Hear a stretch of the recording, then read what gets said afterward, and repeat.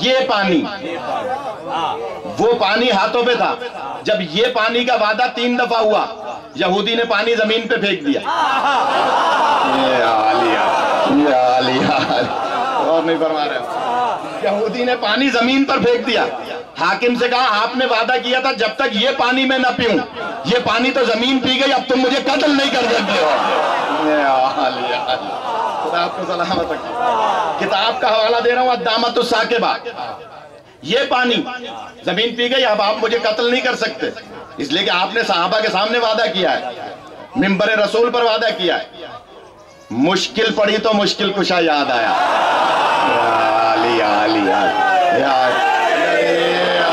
آپ کو سلامت رکھے. جب مشکل پڑی تو مشکل کشا یاد آیا. کہاں جاؤ علی کو بلا کے لاؤ، یہ مسئلہ سوائے علی کے کوئی حل نہیں کر سکتا. تو علی دربار میں حاکموں کے مسئلے حل کرنے نہیں جاتے تھے، اسلام کے مسئلے حل کرنے جایا کرتے تھے. کہا کہ بلاؤ، سپاہی گیا، مولا علی کا دروازہ بجایا، کیا بات ہے؟ کہا حاکم پہ مشکل پڑی ہے. کیا چلیں؟ غور فرمائے گا. مولا آئے، تشریف لائے، کیا مسئلہ ہے؟ کہ یا علی یہ یہودی بہت چالاک ہے، اس نے ہم سے 3 دفعہ وعدہ لے لیا منبر رسول پر، پانی زمین پہ پھینک دیا، وعدہ کیا تھا اس پانی کا، اب یہ پانی تو ہے نہیں. مولا فرماتے ہیں یہودی کلمہ پڑھ لو. اس نے کہا میں نے حاکم کے کہنے پہ نہیں پڑھا، آپ کو تو میں جانتا ہی نہیں ہوں. مولا فرماتے نہیں جانتے، مجھے نہیں جانتے؟ کہا نہیں جانتا. کہ پھر میں علی ابن ابی طالب کہہ رہا ہوں. یا علی یا علی، میں جو جملہ کہنے جا رہا ہوں، اگر مجھے نہیں جانتے تو میرے بابا کو تو جانتے ہو. یا علی. اب ایک جملہ اور یاد آ رہا ہے.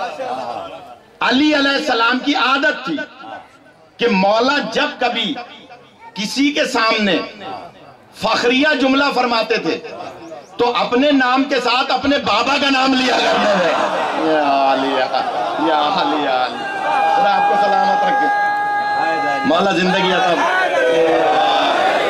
مولا جب کبھی فضیلت جتلاتے تھے، اپنی فضیلت جتلانا چاہتے تھے تو اپنے بابا کا نام اپنے نام کے ساتھ لیتے تھے. صرف ایک موقع ایسا ہے، یہ بچوں کی معلومات میں اضافہ ہوگا، صرف ایک موقع ایسا ہے کہ جہاں مولا علی نے اپنے بابا کا نام نہیں لیا بلکہ فرمایا کہ میری ماں نے میرا نام حیدر رکھا تھا. خدا آپ کو سلامت رکھے، خدا زندگی عطا فرمائے. صرف ایک موقع نجم میاں ایسا ہے کہ جہاں سرکار نے صرف اپنے بابا کا نام نہیں لیا، کہا کہ میری ماں نے میرا نام حیدر رکھا تھا.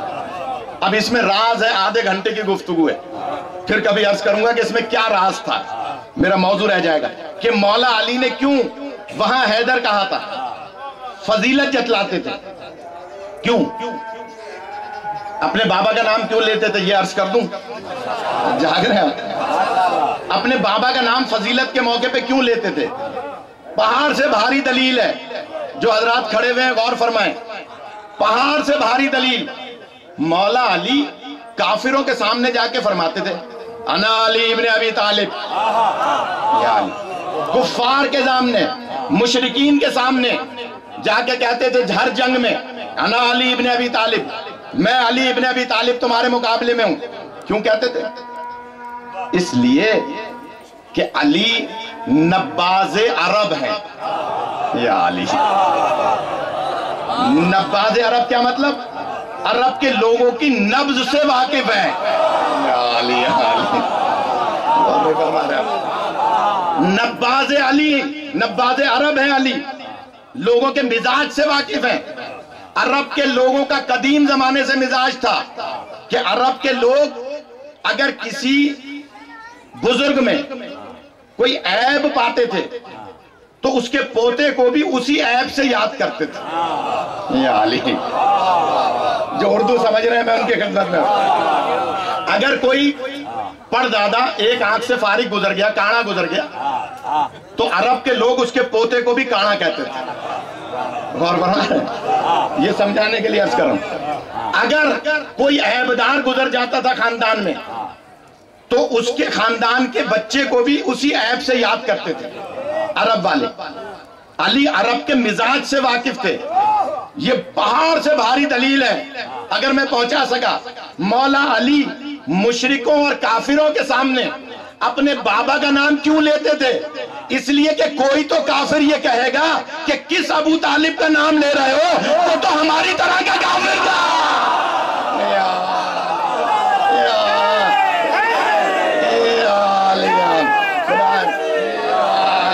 خدا آپ کا سلامت رکھے، خدا آپ کو زندگی عطا فرمائے. بھائی کوئی تو کافر آگے بڑھ کے کہے گا کہ جو عیب نکالنے کے عادی تھے کہ اے علی تم کس ابو طالب کا نام لے رہے ہو، وہ تو ہماری طرح کا کافر تھا. اس کا مطلب ہے اس زمانے کے کافر اور مشرک بھی جانتے ہیں کہ ابو طالب کافر نہیں ہے. اگر آج کا مسلمان ابو طالب کو کافر کہے تو سمجھ لو اس دور کے کفار سے بدتر ہے. خدا آپ کو سلامت رکھے، خدا آپ کو زندگی عطا فرمائے. مولا علی کی عادت تھی، ہمیشہ فرماتے تھے انا علی ابن ابی طالب. باتوں سے باتیں نکل رہی ہیں، میرا موضوع رہ جائے گا. آئندہ اگر کبھی حاضر ہوئے تو یاد دلانا. اسی موضوع کو استعینوا بالصبر والصلاۃ پہ کچھ گزارشات عرض کروں گا، لیکن یہ بات پوری کر لوں اگر آپ آمادہ ہیں. مولا فرماتے ہیں میں علی ابن ابی طالب. پڑھ لو کلمہ، اگر بھول گئے تو ٹھیک ہے، پڑھ لو کلمہ. کہا نہیں میں ابو طالب کو بھی نہیں جانتا. کہا اچھا ابو طالب کو بھی نہیں جانتے؟ سپاہی کہاں ہے جو پانی لایا تھا؟ یا علی، اگر بھول گئے تو ٹھیک ہے. وہ سپاہی کہاں ہے جو پانی لایا تھا؟ سپاہی کھڑا تھا. مولا فرماتے ہیں وہ جام کہاں ہے جو اس نے خالی کر کے رکھا ہے؟ کہا یا علی یہ رہا. فرماتے ہیں کہ اس جام کو، پیالے کو، جام کو زمین سے وہاں مس کر دو، ٹچ کر دو جہاں پانی زمین نے پیا ہے. یا علی، یا علی، خدا آپ کو زندگی عطا فرمائے، سلامت رکھے. وہ جام وہاں مس کر دو، ٹچ کر دو، ملا دو کہ جو پانی زمین نے پیا ہے. سپاہی نے جام خالی اٹھایا، زمین سے مس کر دیا. امبالا زمین کی طرف دیکھتے ہیں اور فرماتے ہیں اے تراب. خدا آپ کا سلامت رکھے، خدا آپ کا زندگی عطا فرمائے. اے تراب، تو تراب ہے، میں ابو تراب ہوں، اور ہر اولاد پہ واجب ہے کہ اپنے باپ کا کہنا مانے. خدا آپ کا زندگی عطا فرمائے. تو تراب، بڑی مہربانی.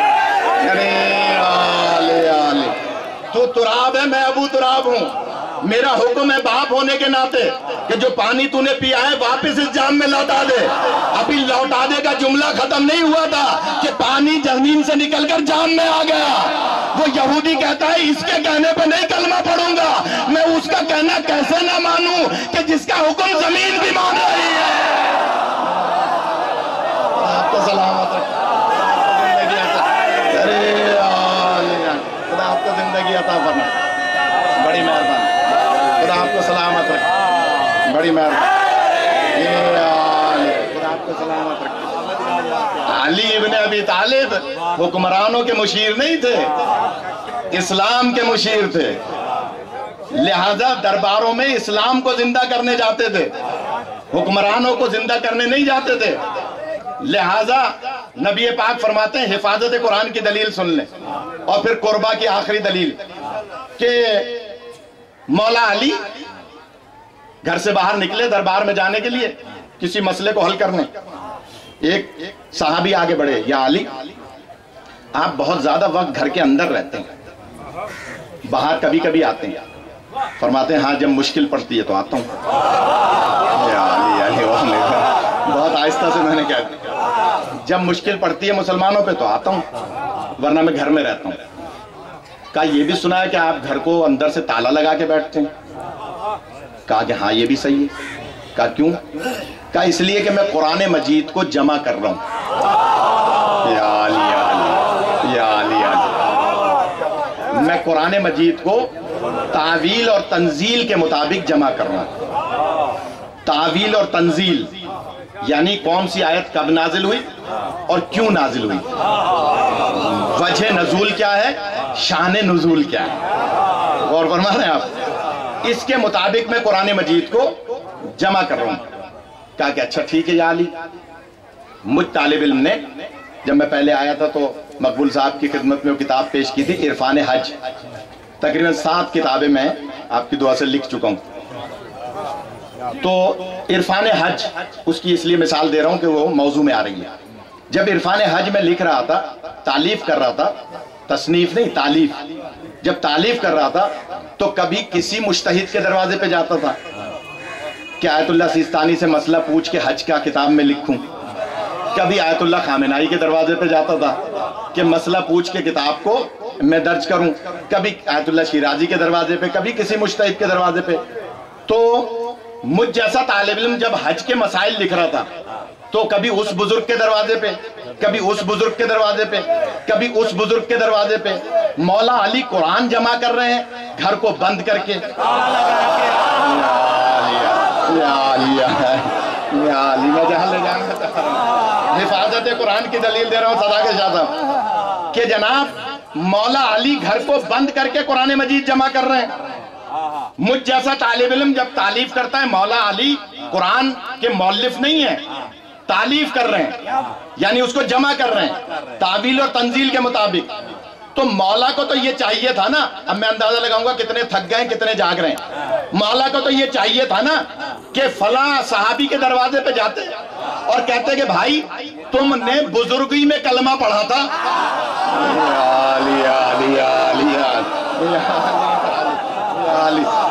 بھائی تم نے بزرگی میں کلمہ پڑھا تھا، مجھے تو کہتے ہیں کہ میں نے بچپن میں کلمہ پڑھا، تم نے بزرگی میں کلمہ پڑھا تھا، تم ہی بتاؤ کون سی آیت کب نازل ہوئی ہے۔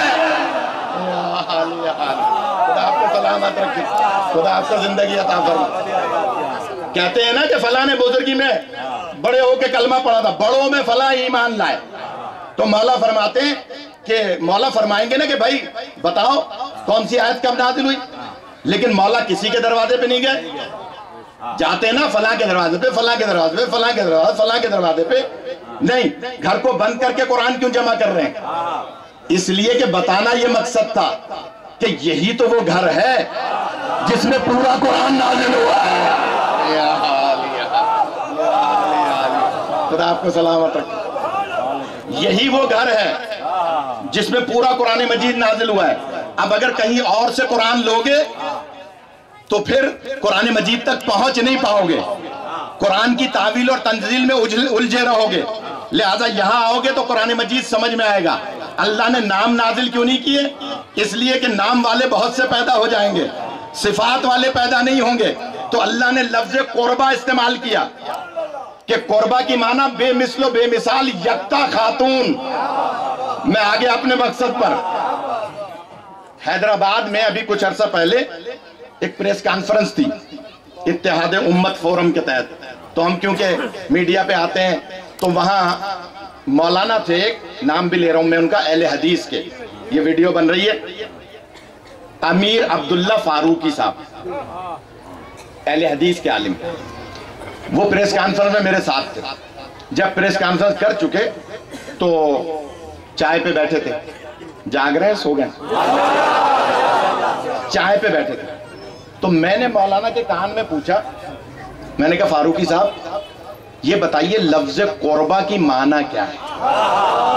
یا علی، لفظ قربہ کی معنی کیا ہے؟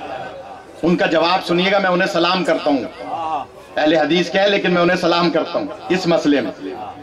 کہنے لگے کہ لفظ قربہ کی معنی وہی ہے جو آپ کے نزدیک ہے۔ یا علی یا علی یا علی یا علی یا علی، وہ اب تھک گئے، بہت ادھر والے سارے تھک گئے۔ لفظ قربہ کی معنی کہتے ہیں وہی ہے جو آپ کے نزدیک ہے، تو میں نے کہا صاحب ہمارے نزدیک تو بے مثل و بے مثال یکتا بی بی ہے، افل و تفضیل میں، سپرلیٹیو ڈگری میں، یعنی ایسی مؤنث جو بے مثل و بے مثال ہو۔ اب ایک سخت جملہ یاد آ رہا ہے، اگر کوئی پابندی نہ لگے تو، لفظ قربہ دیکھیے عربی گرامر میں ایک اکبر ہوتا ہے، مرد کے لیے، بڑے کے لیے اکبر کہا جاتا ہے، چھوٹے مرد کے لیے مؤنث مذکر کے لیے اصغر کہا جاتا ہے، کبرا کہا جاتا ہے عورت کے لیے جو بڑی عورت ہو، صغرا کہا جاتا ہے